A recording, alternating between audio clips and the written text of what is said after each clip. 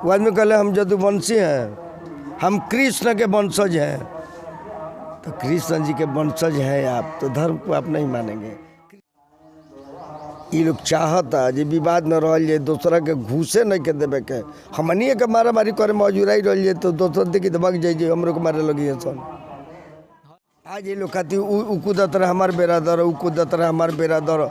आ तनी ये देखे वाला के कूदेला से पूछी जे तारा के कोई चले बड़ो साहब, रफ़ी साहब, लता जी, कोई कहे लतावा रफ़िया कबो ना।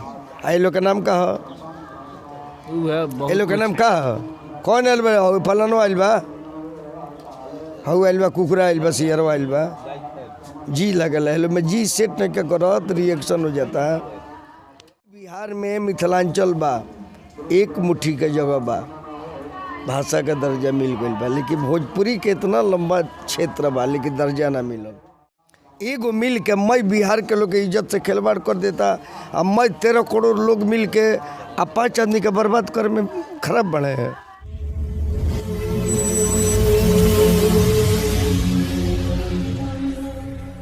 एक बार फिर से हम मीरगंज में पहुंचल बानी और आप सबके बता दी कि 1980 के दशक के सुपरस्टार विजेंद्र गिरी जी हमारा साथे मौजूद बानी। यहाँ से बात करे खातिर हम आइल बानी और आप सबके बता दी कि आज हम भोजपुरी पे चर्चा करे वाला बानी। क्या भोजपुरी में अश्लीलता कब ख़त्म होई कि ना, और भोजपुरी के सिनेमा खातिर सेंसर गठन जरूरी बा कि ना। सर ये बताई कि सबसे पहले भोजपुरी से कब अश्लीलता ख़त्म हो सकेला कि ना। देखिए, सबसे तो पहले दिल से धन्यवाद बरुआ के रुआ श्रोता के भी नमस्कार बा। अश्लीलता बिल्कुल अगर जनता चाह दी तो ख़त्म हो जाई, जनता तो चाह दी तो कुछ भी हो जाई। जनता चाह दिल तो भारत से अंग्रेज भाग गई तो ये कलाकार को जना बड़ा काहे ना भाग जाई, एकरा कति जनता के जाके के पड़ जाई। मानी कि एगो अश्लील कोनो कलाकार गा देता, अगर गलती से वो अपना मार्केट में रहे खातिर व्यू उठावे खातिर, यहाँ मिलियन में चल जाता, 10 लाख, 2 का 20 लाख, 50 लाख, 1 लाख लोग देख लेता। वो में 100 आदमी अगर रिपोर्ट मार दे तो चैनल रही डिलीट हो जाई।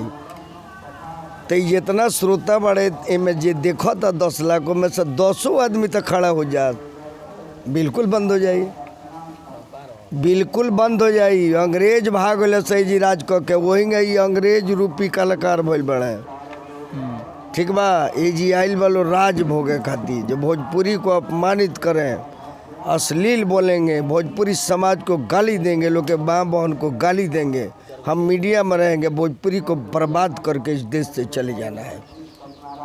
उतर लंदन में जाकर मकान बना लिए सब मुंबई में बनैले पब्लिक है चाहता है। पब्लिक अगर रिपोर्ट नहीं के मारत, डिलीट नहीं के करत तो लंदन भाग जाए सन। रहे के तो हमनी के बा, वो जनता के बा, केकरा दिक्कत हुई, केकर माई बेटी बहन रोड पर चली, हमार राउत जे सुनत वो कर, तो वो अपन बिगाड़ता से हमनी के बिगाड़ता सन। ऐसे हमनी सब आदमी मिल के ओकनी के बिगाड़ देवे के, ऐसे जनता ओकनी के बिगाड़ दे। जब हमारू इज्जत के इज्जत नहीं के मारे तो इज्जत कम ठिका लल बनी। एगो मिल के मैं बिहार के लोग के इज्जत से खिलवाड़ कर देता, अब मैं 13 करोड़ लोग मिल के अब 5 आदमी के बर्बाद कर में खराब बढ़े हैं, इतना शक्तिहीन हो गए बड़े।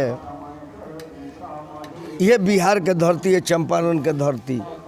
चंपारण जग गया तो अंग्रेज भाग गया, क्या बिहार जगेगा तो ये कलाकार नहीं भागेगा? ये लोग कहाँ रहेंगे? रहने के लिए जगह नहीं मिलेगा। अगर जनता चाहे दे तो रहने का जगह नहीं मिलेगा, ये लोग छुप नहीं पाएंगे, बिहार कल छोड़ देना पड़ेगा। सर आपसे एक और चीज़ जानल चाहे, बिहार में का सेंसर बोर्ड के गठन जरूरी बा कि ना, जौना स्तर से भोजपुरी के गिरावल जाता? देखिए, सेंसर बोर्ड के तो बिल्कुल जरूरी बा। सेंसर बोर्ड ना बनी तो एकर काट छाट कैसे हुई, वो शब्द के भावार्थ कैसे जानल जाई, के शब्द के माने का बोल शब्द समाज में जाई तो का प्रभाव पड़ी। हिंदी के ओकर जैसे गठन भइल बा, ओकर बोर्ड बा, हिंदी कोनो पिक्चर बने तो ओकरा के देखल जाला जे में कोनो चीज़ ऐसा मैसेज ना जाओ या हिंदुस्तान के क्षति होके, जनता के अपमान होके। वैसे भोजपुरी में सेंसर बोर्ड बन जाई तो ये तो देखे के मिल जाते जो कौन गलत कहाँ से रिलीज होता है। अब रह गई कि सरकार के लगे देखी 8वां अनुसूची में दर्ज देरी होके के यह कारण बा अश्लीलता। ये लोग नइखे चाहत कि 8वां अनुसूची में दर्ज हो के यही बिहार में मिथिलांचल बा एक मुट्ठी के जगह बा भाषा का दर्जा मिल गई बा, लेकिन भोजपुरी के इतना लंबा क्षेत्र बा लेकिन दर्जा ना मिलल। ये लोग नइखे चाहत, रोजी रोटी केंगा चली, रोजी रोटी के चली ऊपर खर्चा टोके लगी, निगरानी हो जाई। वो जी IAS IPS बैठे ले शब्दकोश के किताब पढ़ के जेकर माने का भइल, इससे समाज पर का प्रभाव पड़ी, तो ये लोग कहाँ जाई? ये लोग गाना गावला से थोड़ी बा, निमन चीज कैले से थोड़ी बा, ये लोग तो खराब चीज कैले से बा। तो जौना मुहवा से उहे अश्लील गावत आल वही मुहवा से निमन नहीं खेलो गा सकत। तो ये लोग के विश्वास नहीं कि लोग सोचते फलाना ये चीज गौले तो मार्केट में आ गए, तो हम ओकरो से हट गए तब न मार्केट में, ओकरो से हट गई तब न मार्केट में आई। ये आदमी आवे वाला कलाकार से निवेदन करब तू अच्छा करो ना, बिल्कुल मार्केट में अब, बिल्कुल मार्केट में अब। तू के का कोयले बा ओकरा पीछे दौड़ला के काम नहीं के का कहता एकरा चक्कर में पड़ला के काम नहीं के। अच्छा करे के बता दुनिया के छोड़ दी, के को बात मत बती, अच्छा करी। आज न तो कल अगर जी से पैदल चल दिया जब दिल्ली 1 महीने के बाद पहुँचल जाई न, लेकिन चलल जाई तब ना चलल जाई तो कहाँ से पहुँचल जाई। वैसे ये लोग कर के तो देखो, ये लोग करते नहीं के, विश्वास नहीं के। ये लोग बुझाते जो अश्लील का औलत से शायद मार्केट में आवल जाला, कैसे आवल जाला? सलील गा के जौन रह जाई मर भी जाई तो वह मर है। कभी कलाकार मरता नहीं है, न देश से कभी नेता मरता है और न कलाकार मरता है। सुभाष चंद्र बोस मरे हैं? कभी ना, वो नेता थे। आजकल के नेता न मर जाएंगे, लेकिन नेता शब्द कहाँ मरता है? वो नेता थे, आज भी अमर है। वैसे कलाकार आज भी अमर है। मान लीजिए रफ़ी साहब, देखिए आज भी क्या गाना लोग सुनने वाले लोग हैं, सही बात। आज भी उनका रॉयल्टी मिल रहा है, आज भी नाम पर लोग शुक्रिया कर रहे हैं। रफ़ी साहब लता जी, कोई कहे लता बा रफ़िया, कबो ना। ये लोग का नाम का है? ऊ है ये लोग का नाम का है? कौन आयल बा? फलानो आयल बा, हऊ आयल बा, कुकरा आयल बा, सियरवा आयल बा, जी लगल है। में जी सेट नहीं करत, रिएक्शन हो जाता है। एगो और चीज़ जानल चाहे, बहुत सारा बॉलीवुड टॉलीवुड या फिर हॉलीवुड जौन इंडस्ट्रीज बा, सारा एक्टर में सारा जौन बाकी प्रोड्यूसर में एकता बा, सबको एकजुट मिल करके जौन बाकी अपन इंडस्ट्रीज के आगे बढ़ावे के चाहता लो। अपना भोजपुरी में पवन सिंह, खेसारी और तमाम तरह के एक्टर वालों कबो लोग पटरी नहीं के बैठल, का ई सही होई कि ना, एक जरूरी बा सही कि ना? देखी पटरी वो लोग के खूब बैठता, वो लोग के कहे के मतलब बा कि अदर दोसर कोनो आवे वाला कलाकार बिहार से मते जी आ जाओ, इतना मन के मोमेंट बना के रखे के बाद दहशत फैला के जो चढ़े मत। ये लोग केहू के चाहेला भीवर, इतना लोग के देखत रहे जातिवाद विवाद कुली होता, हो दल के हो दल के, हो जाति के हो जाति के, भीवर सबने के ये अपना अपना जातीय के 5 गो को जी पहुँचल बोलो, अपना जाति के कल्याण कर ले बोलो, ये भाषा के कल्याण कर लो। आज ये लोग खाती उ कूदत रहे हमार बेरादर, उ कूदत रहे हमार बेरादर, आ तनी ये देखे वाला के कूदेला से पूछी जे तारा के कोई चले बड़े जिले जाके। ये लोग चाहता जे विवाद न रह जाए, दूसरा के घूसे नहीं के देवे के, हमनिए के मारा मारी करे मौजूराई रह जाए तो दोसर देखी तो भाग जाइए, हमरो के मारे लगी है सन। हर एक महीना पर कुछ बड़ा कर देता। हाँ करे के बा, हर एक आध महीना वो तय बा, हे तारीख के हे दिन के तारा हज मार दे के बा, आ हो तारीख के हम हज मार दे। 1 महीना पेड़ लह करत रही।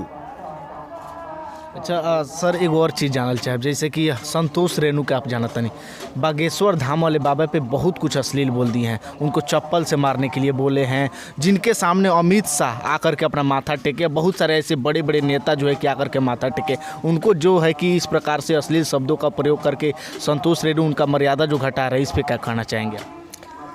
देखिए, संतोष जी को पहले हम नमस्कार करते हैं, धन्यवाद देते हैं, वो तो छोटे भाई के समान है। लेकिन वो जहाँ तक बागेश्वर धाम, तो बागेश्वर हनुमान जी का नाम है जी, उस बाबा का बागेश्वर नाम नहीं है। वो तो जो भी काम करते हैं वो हनुमान जी के नाम लेके करते हैं। और साधुओं संत का अपमान करना ये हमारे सनातन धर्म का बहुत खिलाफ है, ठीक ना।